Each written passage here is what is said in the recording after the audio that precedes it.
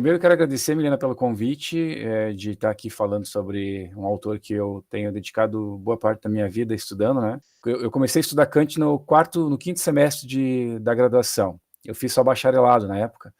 Eu comecei a estudar ele no quarto ou quinto semestre. E desde então fiz meu TCC em Kant, fiz meu mestrado em Kant, fiz meu doutorado e pós-doutorado com Kant. O que eu vou falar com vocês hoje? Também não vou dentro da perspectiva do que a Miriam me falou, vou tratar um pouco sobre quem foi Kant, né, e a sua influência, sobretudo um tópico relevante que eu tenho pesquisado atualmente também, o que eu chamo de filosofia da Aufklärung, que é o termo que o Kant usa para esclarecimento, e um pouquinho da crítica da razão pura e um pouco da razão prática, finalizando, para mostrar para vocês como funciona a ética kantiana, que ela fundamentalmente consolidou ou teve uma influência fundamental no modo como nós entendemos a ética, nós entendemos os seres humanos e, de certo modo, influenciou também a perspectiva de como o direito chegou ao Brasil, né? O direito brasileiro ele tem muita influência do direito alemão. E o direito alemão ele foi fundamentalmente consolidado, as bases de grandes pensadores, como Hans Kelsen, né, mas esse autor buscou as suas bases filosóficas na filosofia de Kant. Então, querendo ou não, nós temos de alguma forma recebido Kant, né, a influência ainda diária nas nossas vidas, pelo modo como ele leu, interpretou e escreveu sua obra. A vida de Kant, vocês devem ter já visto alguma coisa, ele é conhecido por ser um cara extremamente metódico, né?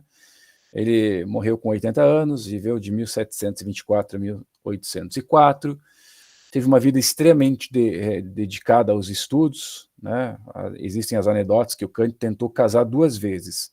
Na primeira vez, ele pensou demais e a pessoa já tinha casado.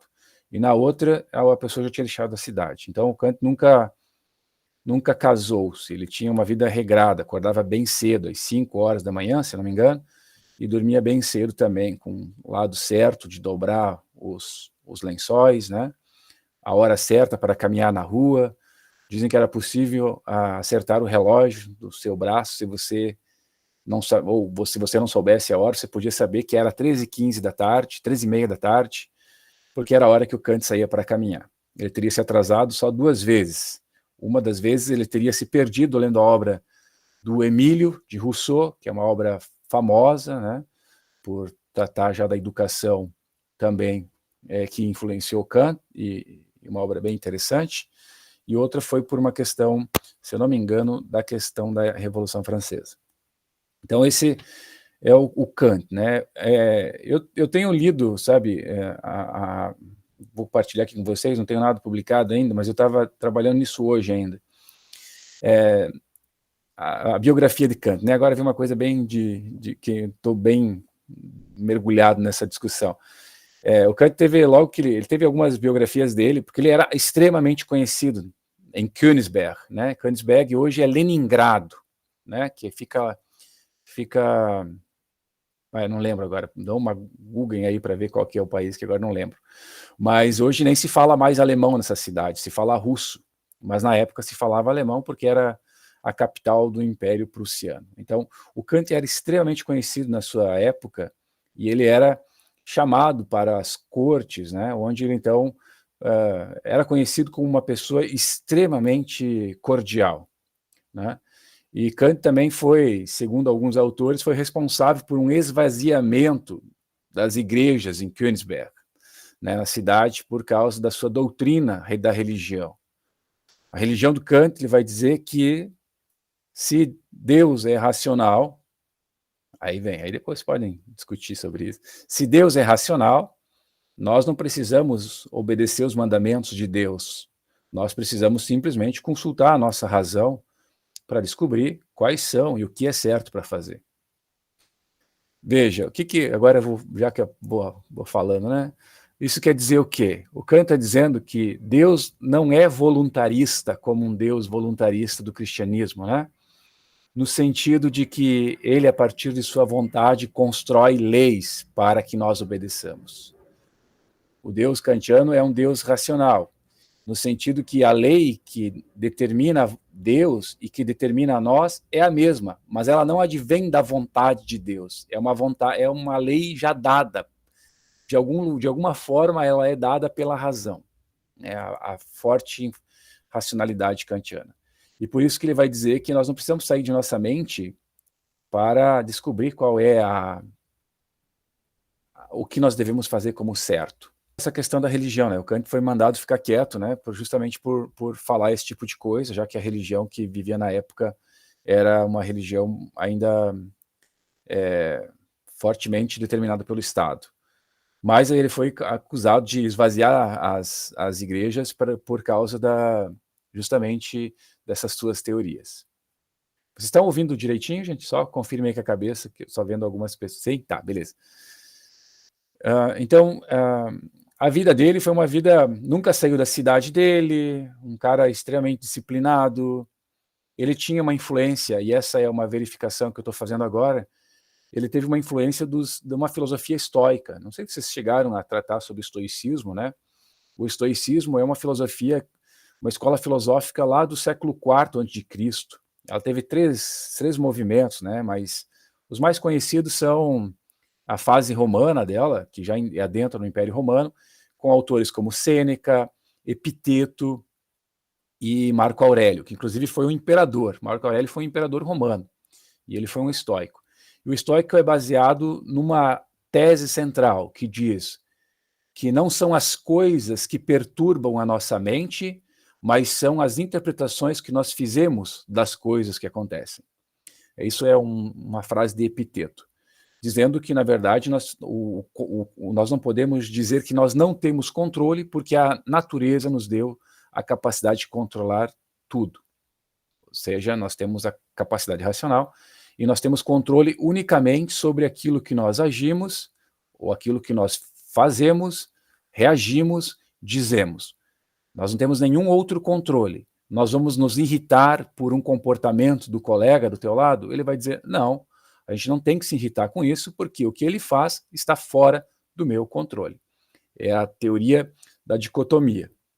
O Kant é um grande leitor dessa escola filosófica, e ele vai, então, assumir isso para dentro da sua filosofia com os contornos da modernidade.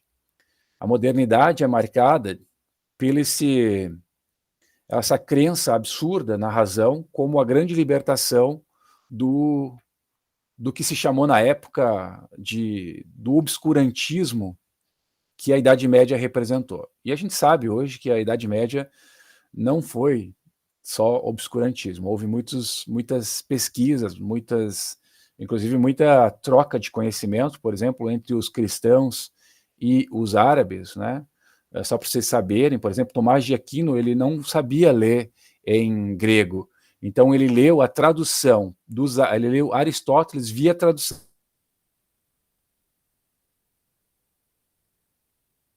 feita pelos árabes. Então, teve muita troca de conhecimento, muito mais, né? Se a gente lembrar, mas e a Inquisição? Olha, a Inquisição aconteceu na Idade Moderna, e não na Idade Média, né? A Inquisição é um movimento da Contra-Reforma, que acontece só em 1500 e pouco, né? Então, muitas coisas, mas se criou justamente porque o iluminismo, esse momento, né, dentro da modernidade, taxou, né, a Idade Média. E o Kant é um grande representante do que se chamou iluminismo alemão. O iluminismo alemão, ele é o último que acontece na Europa, né? Ele é o mais tardio. Tem o iluminismo francês, o iluminismo britânico, e temos o iluminismo alemão. E o Kant é o grande representante. E ele tem um texto que, se vocês tiverem curiosidade de conhecer, e é bem bom de ler, que se chama Resposta à pergunta: o que é o esclarecimento? A tradução pode ser esclarecimento ou pode ser iluminismo, mas esclarecimento é melhor. E ele vai dizer que o iluminismo, o esclarecimento, é a saída do homem da sua menoridade. E aqui menoridade não é menoridade legal, é a menoridade no sentido de ter a capacidade de usar a sua própria razão ou seu próprio entendimento.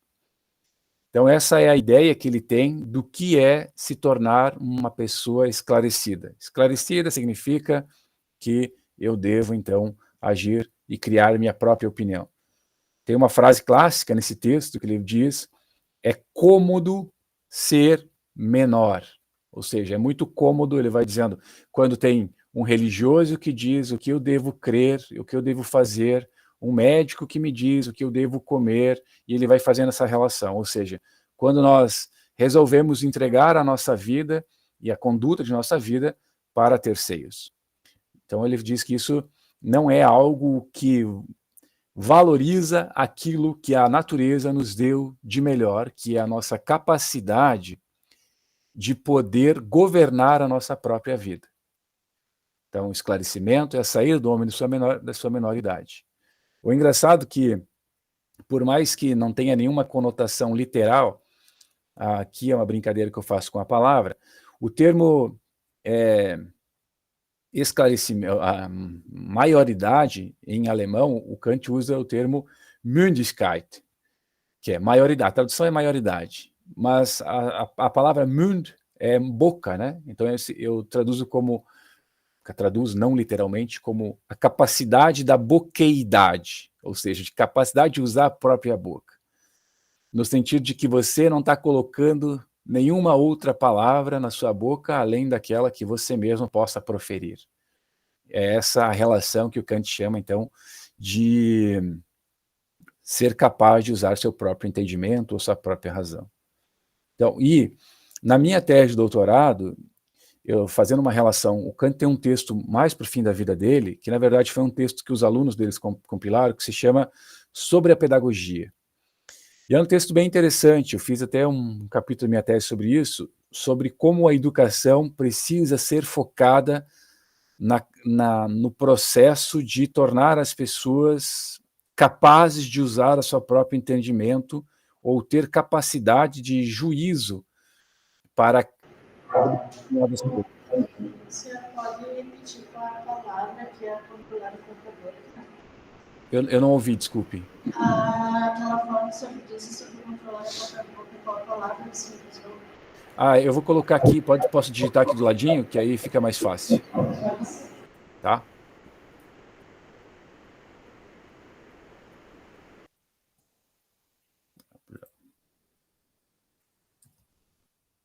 Aqui, ó. Essa é a palavra, tá? Que a tradução é essa, eu vou botar aqui que a tradução é essa, né? Que é maioridade, tudo junto, tá? E aí a palavra menoridade seria essa aqui, aqui, ó, que aí é menoridade.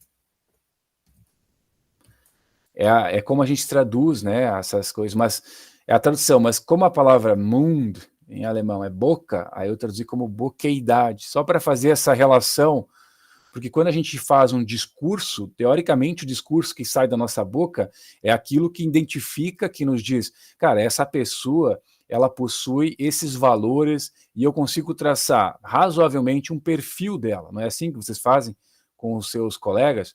Você conversa 1 hora com a pessoa sobre determinados assuntos e você entende, cara, o modo como ele profere as palavras, sai os seus valores, sai quem ele mostra quem ele é, portanto, ele é isso. Né? A partir disso, eu sei mais ou menos os valores que ele possui. Então, é a autenticidade da pessoa, é a identidade da pessoa. Né? Então, por isso que eu faço essa relação só com a palavra boca. Né? Eu estava só mencionando, então, essa relação entre o termo esclarecimento, que é uma obra de 1784, e se a gente fizer uma relação com uma obra mais para frente, que chama a obra chama Sobre a Pedagogia. Nessa obra sobre a pedagogia, o Kant vai fazer uma divisão. Ele diz que a criança precisa passar por 4 estágios. O Kant foi um grande influenciador de Piaget e outros tantos grandes pedagogos. Tá? São 4. Disciplinar, cultivar, civilizar e moralizar. São os 4. Então é disciplinar, cultivar, civilizar e moralizar. Esses 4 estágios, segundo ele, são um processo quase natural de acontecer no processo da educação. A disciplina, fundamentalmente, ela vai ensinar, como diz o Kant, a criança, o educando, a aprender que existem regras no mundo. Kant vai dizer que nós temos uma liberdade selvagem no início, e que as crianças precisam aprender, claro, Kant naquela época, né, hoje é um pouco diferente, mas que nós precisamos ensinar regras, né, então essas regras precisam vir por meio de disciplinas. Então ele vai dizer, às vezes nesse primeiro momento é importante apenas que a criança esteja aprendendo que é importante ficar sentado naquele momento. Regras existem e agora as regras são impostas por alguém que está ensinando. Cultivar, então, já é a parte de aprender algo, aprender as matérias, filosofia, biologia, matemática, inglês, etc. Então já é outro estágio do processo. Civilizar é um processo que acontece também pode acontecer concomitante, onde a criança entende que a sua liberdade, ela tem limites impostos pela liberdade e pelos direitos das outras crianças. Aqui seria um espaço de frustração, onde entende que a liberdade não pode ser exercida de uma maneira irrestrita.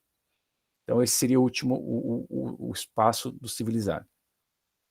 E moralizar, embora, como é que a gente vai pensar, imagina vocês falarem isso hoje, a gente precisa de uma educação que vai moralizar as crianças, né? Bom, isso é muito esquisito. Mas Kant fala em moralizar num sentido de, ligando com o conceito lá da resposta à pergunta que é esclarecimento, de tornar as crianças esclarecidas. Na verdade, o Kant vai dizer que esse processo de ser esclarecido, ninguém pode impor a ninguém, porque é um processo interno, é um processo que cada um tem a sua maturação e que, portanto, ninguém pode ser obrigado a ser esclarecido.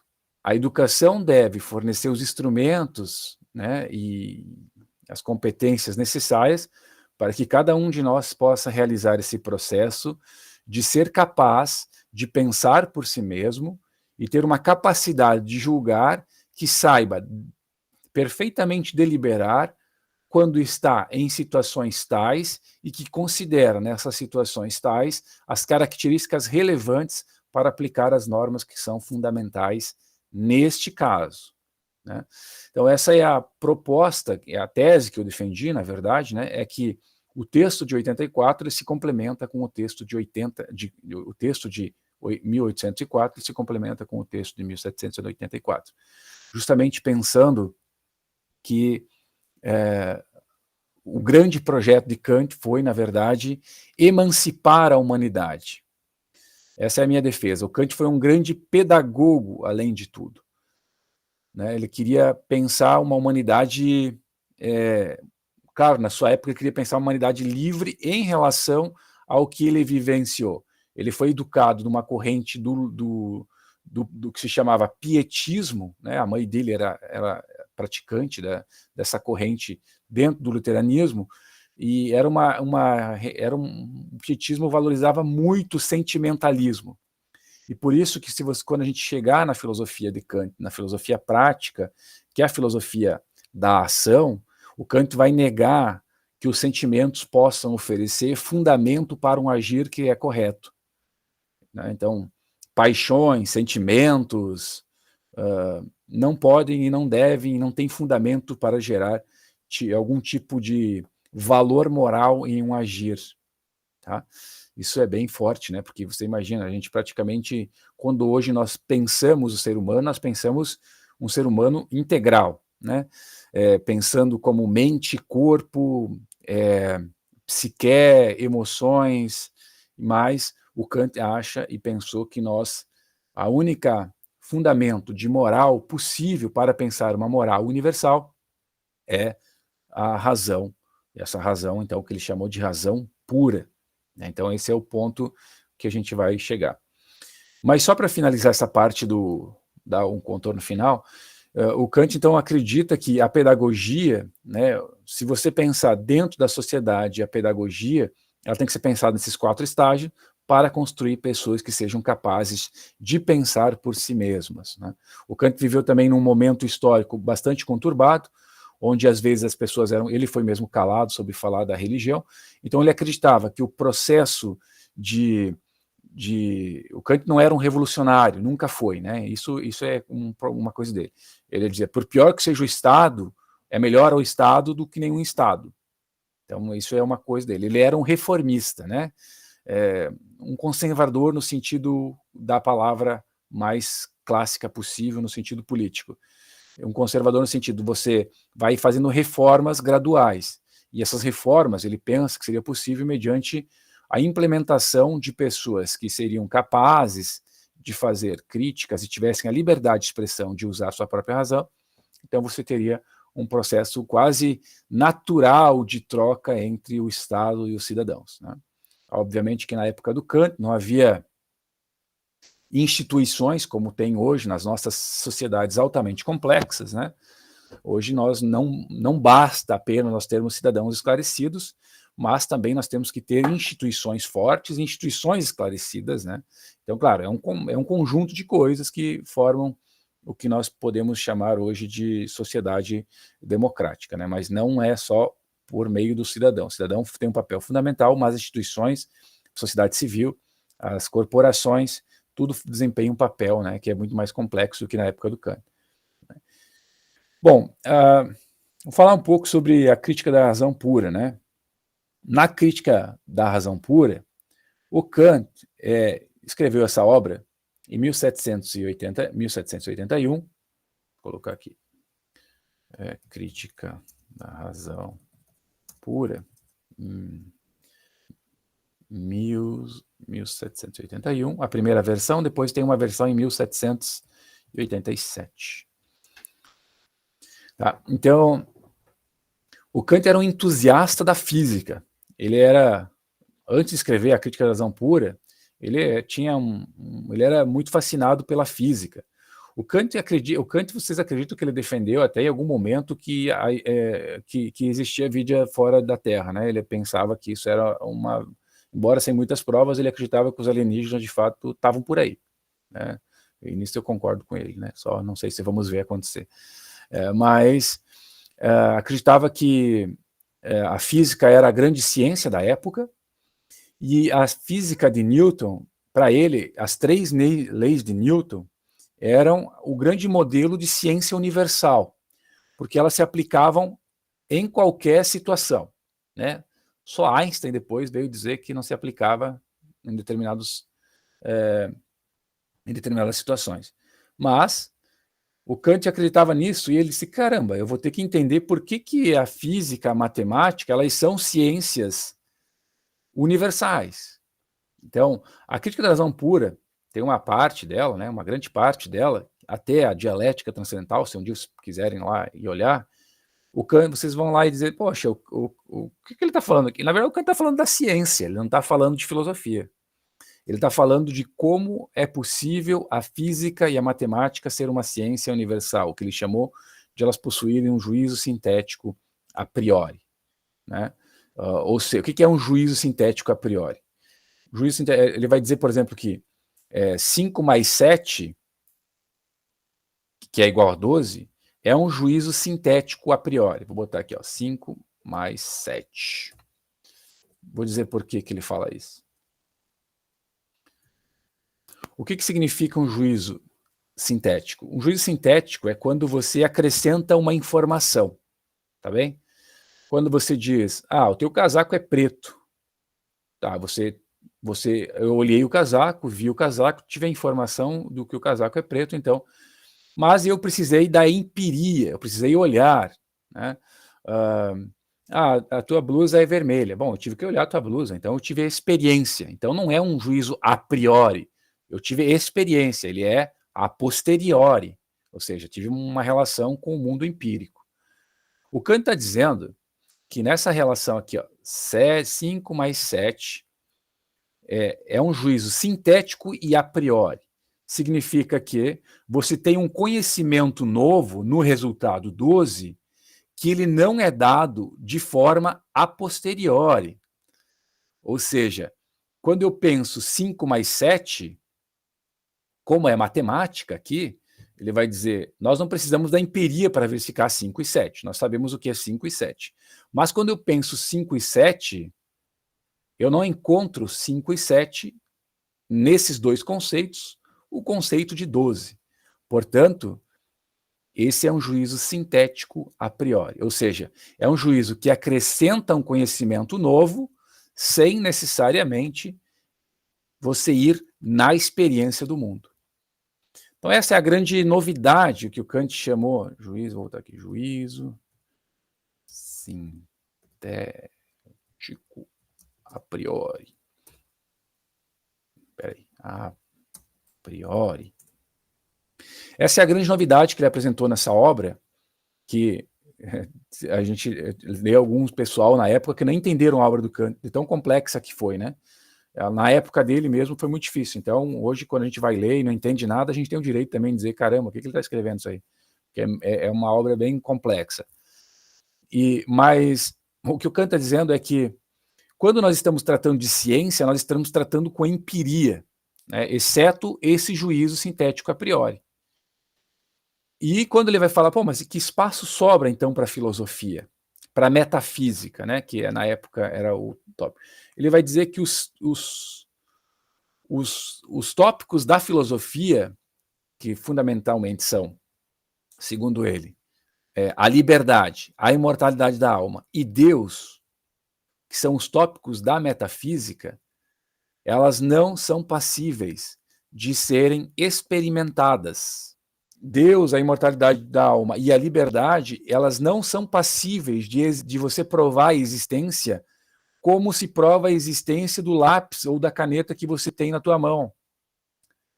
Eu até estava discutindo hoje com uma colega sobre isso, né?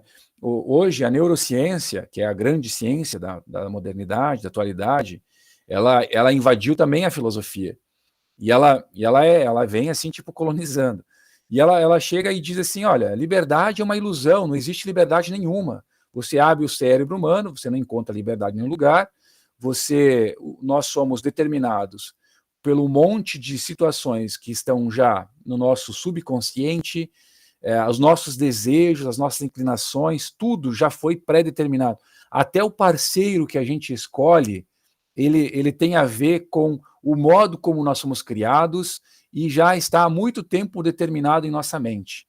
Então não existe liberdade em nenhum momento, é um determinismo e nós fingimos que nós acreditamos que a liberdade existe. Então, o naturalismo e essa visão mais pessimista, não é pessimista, eles se falam realistas, né? Porque a liberdade não tem espaço. Ela não entendeu direito o que o Kant quis dizer, justamente por isso. O Kant está dizendo que a liberdade, ela jamais tem como ser provada, né?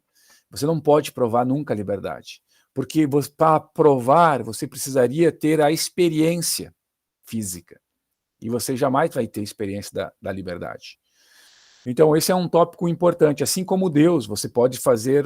as pessoas falam que tem a experiência, claro, é num sentido mais interior, mas no sentido que você vivenciou aquilo, mas você não tem como provar a existência, assim como a alma.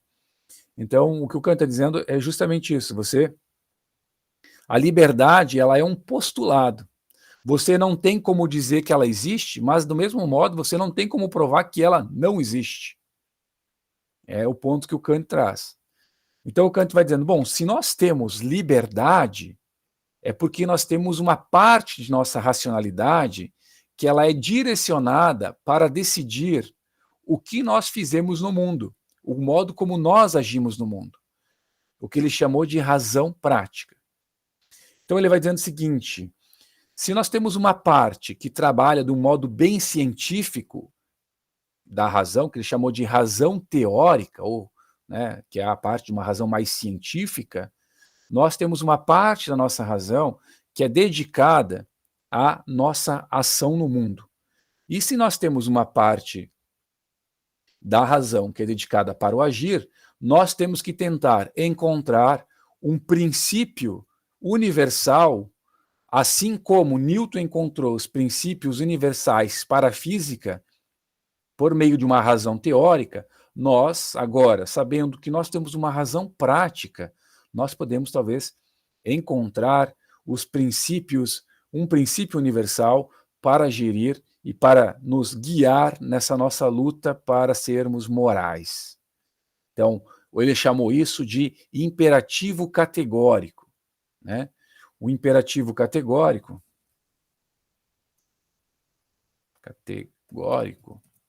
é esse aqui. Age de tal forma que a máxima de tua escolha possa valer como lei universal. Esse seria, é como se fosse bom, assim, é como se fosse um dispositivo que você tivesse à disposição o tempo todo para ver se você pode ou não agir de determinadas formas no mundo. É óbvio que quando nós agir dessa forma garante valor moral no nosso agir. Ou seja, o que é moralidade para Kant? É agir de maneira racional. E como é que eu sei que eu sou racional agindo? Você coloca nesse dispositivo aí, vê se funciona e se passa.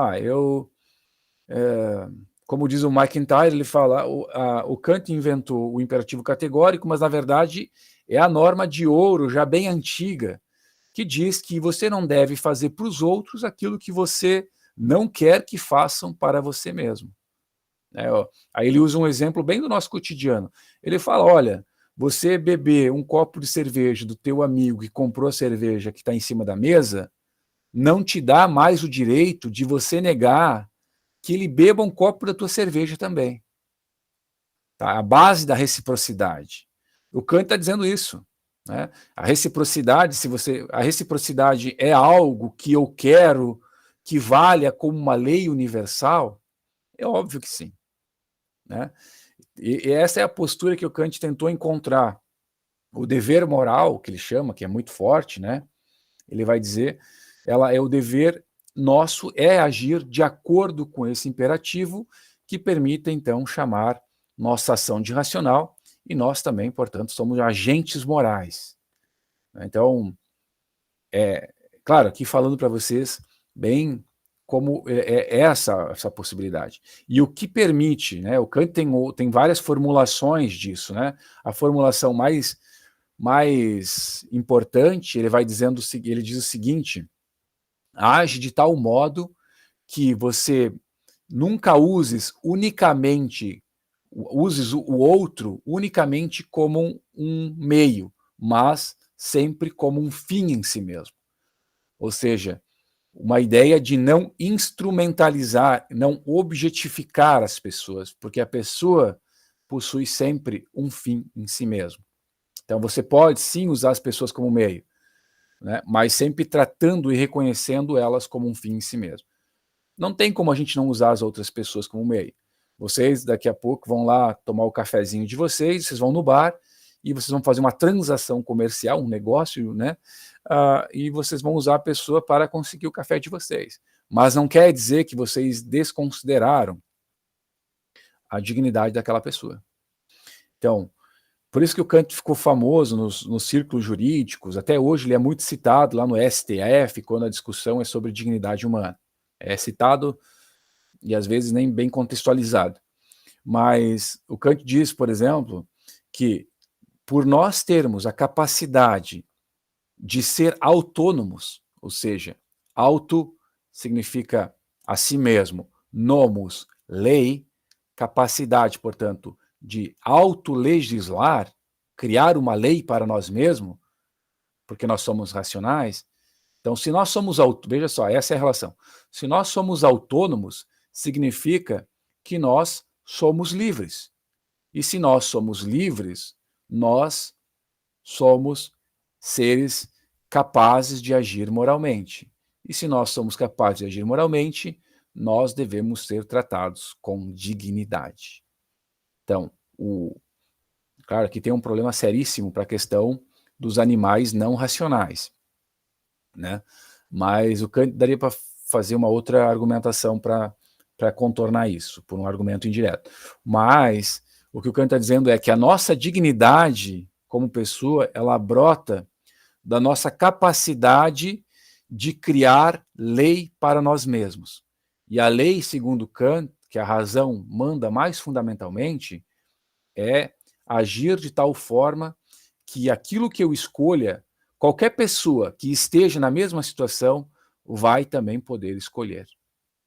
Ou seja, vamos falar aqui em publicidade, algo que eu vou fazer e e para fazer eu deveria falar para todo mundo que eu vou fazer dessa forma. Se todo mundo aceitasse, é uma moralmente correta. Se ninguém aceitasse, né, então não seria uma lei ou uma ação que poderia ter validade legal.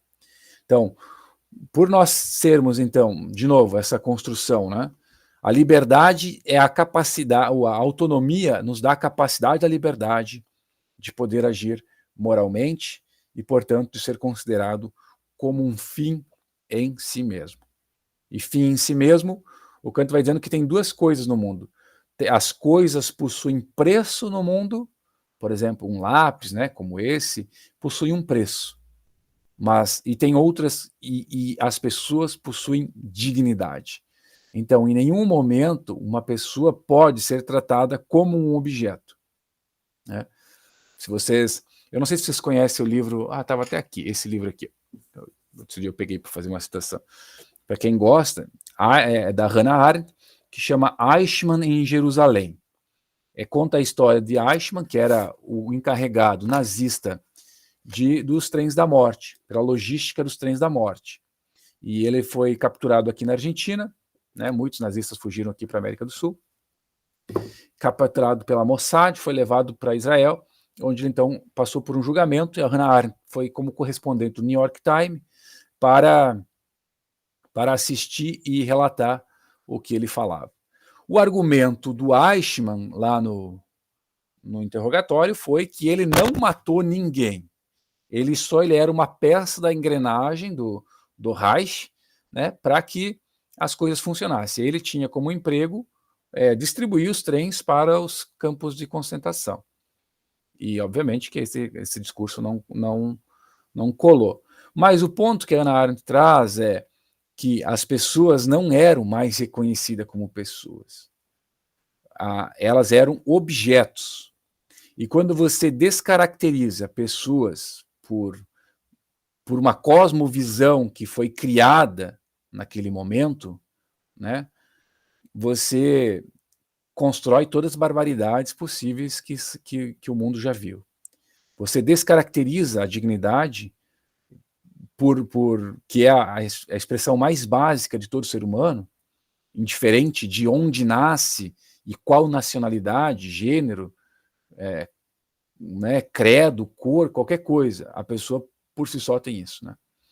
Só que o que acontece nos dias atuais, e mesmo durante a Segunda Guerra, como a Hannah Arendt coloca, é que se constrói cosmosvisões malignas que destroem, que visam destruir substancialmente o que se entende por pessoa e constrói nessa cosmologia narrativa, busca desconstruir totalmente ou construir como se fosse um objeto, um inimigo, algo que é impossível de ser vivido e, portanto, tem que ser eliminado e exterminado, né?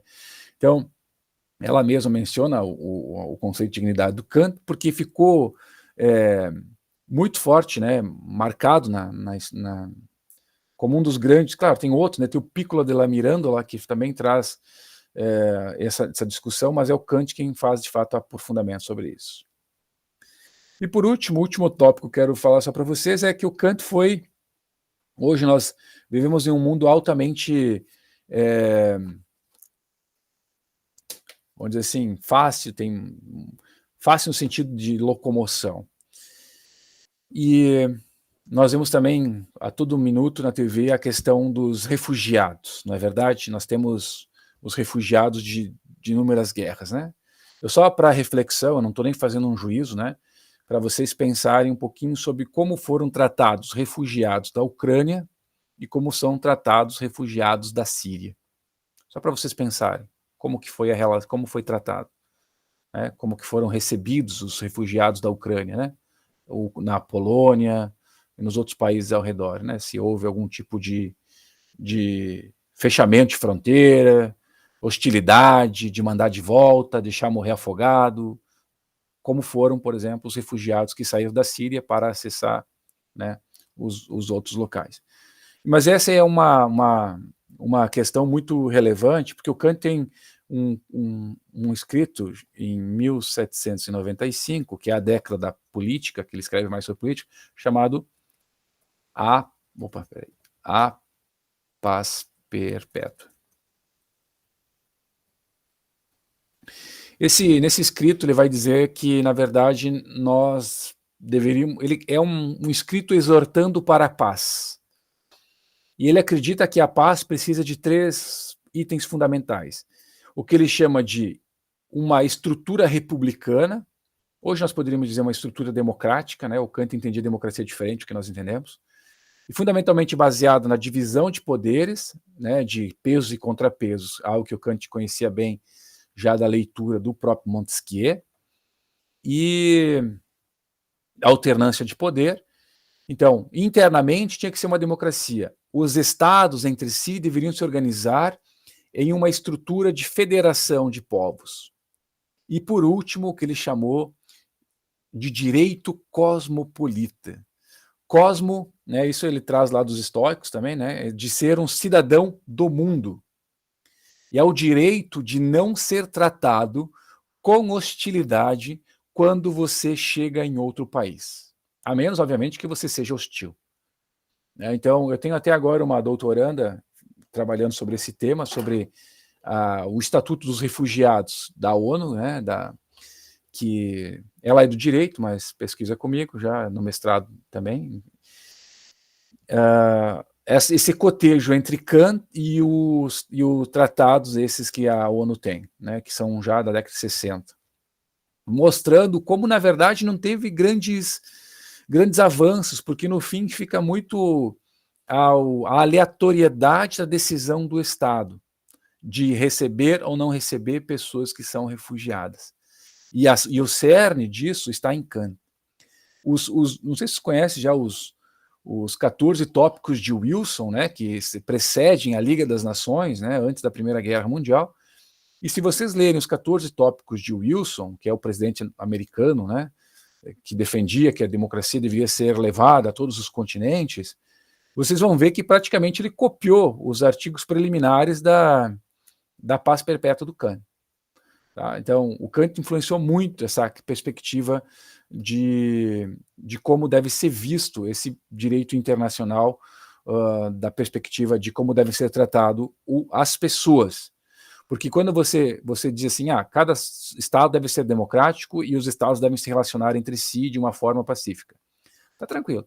Agora, quando a gente está em outro país e você está lidando com agentes de outro país que te vê ali como uma ameaça, você está totalmente sozinho, não tem mais nada, entendeu? Você não tem força nenhuma, né? Tu não é o Jason Bourne lá, né, para lutar contra o Estado e destruir o Estado, né? Não é nem o Chuck Norris. Você simplesmente fica à mercê da burocracia, à mercê das autoridades. Então, por isso, né, que até aqui eu fazer uma menção, porque eu gosto muito da figura de Jesus Cristo, né? Eu acho ele fantástico. O Jesus, e a própria Jesus e a Bíblia trabalha com... Vocês notam que eles trabalham com categorias de seres humanos, né? Por exemplo, eles falam do órfão, da viúva e do estrangeiro. São as 3 figuras que na época representavam uma situação que estava totalmente desprotegida. Por quê? A mulher estava sozinha, era uma viúva sozinha, portanto, né? Já que a base era a relação onde o marido era o provedor e etc., nessa relação. O órfão está desprotegido dos pais, e o estrangeiro, ele não tem nenhuma proteção no sentido jurídico, e as pessoas sequer, às vezes, fazem isso porque entendem ele como uma ameaça. Então, para mostrar um pouco, né, como o estrangeiro, desde muito, né, desde que o homem é homem, a humanidade é humanidade, melhor dizendo, nós, né, transitamos pela Terra. Em algum momento nessa Terra se colocou fronteiras totalmente aleatórias, totalmente arbitrárias, e a partir daí se diz que os outros não têm mais direito sobre aquela Terra. E o Kant vai dizer que o direito cosmopolita, que é o direito de eu transitar por qualquer estado que eu quiser, desde que eu não seja uma hostilidade, é baseado no fato de que, no início, a humanidade detinha a totalidade da propriedade da terra. Ou seja, as fronteiras vieram depois. Então, como nós viemos antes e a Terra era, obviamente, sem fronteiras, nós temos minimamente o direito de ser bem tratado, né? Que te recebe lá pode dizer assim, olha, eu não vou te dar hospedagem, te vira. Isso não, ainda cabe o direito da pessoa dizer isso, mas ela não tem o direito de te tratar mal simplesmente porque você é uma pessoa que está em outro país. São coisas diferentes. Ter o direito de não ser tratado mal e o direito de hospedagem provavelmente são outras coisas. Eu espero ter, eu passei por muitos pontos, assim, espero só poder ter despertado a curiosidade de vocês para alguns tópicos. O Kant é um pensador muito atual, tem muita coisa dele que já não condiz mais aos tempos, né? A própria visão, por exemplo, sobre a mulher, em algumas perspectivas dentro da sua filosofia já não cabem mais, mas não é para defender Kant, né? Mas nós temos um monte de gente falando um monte de bobagem sobre mulher atualmente, porque o Kant, né, na sua época, no seu contexto, falou muito mal, falou mal, colocou a mulher em um patamar que ele achou que naquele tempo era o que deveria ser defendido. Mas nesse quesito ele não vai bem, né? Mas muitas outras coisas ainda é extremamente válido para a discussão contemporânea sobre direito, moral, política, né? E essas são o que eu mais tenho trabalhado, né, nessa obra do Kant. Então é isso, Milena. Não sei se vocês querem perguntar também alguma coisa. Muito obrigada, professor. Vocês têm perguntas, dúvidas? Voltando ao assunto do imperativo categórico, assim, no nosso cotidiano, ele seria funcional ou não? Se ele seria funcional? Isso? Atualmente.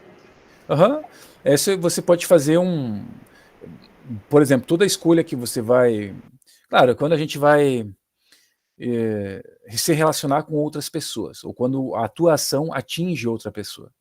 Você simplesmente pode fazer esse processo. Você pode dizer, olha, eu gostaria que outra pessoa fizesse isso, ou aquilo que eu vou fazer agora, a decisão que eu tomei, poderia ser tomada por qualquer outra pessoa que estivesse aqui nessa situação.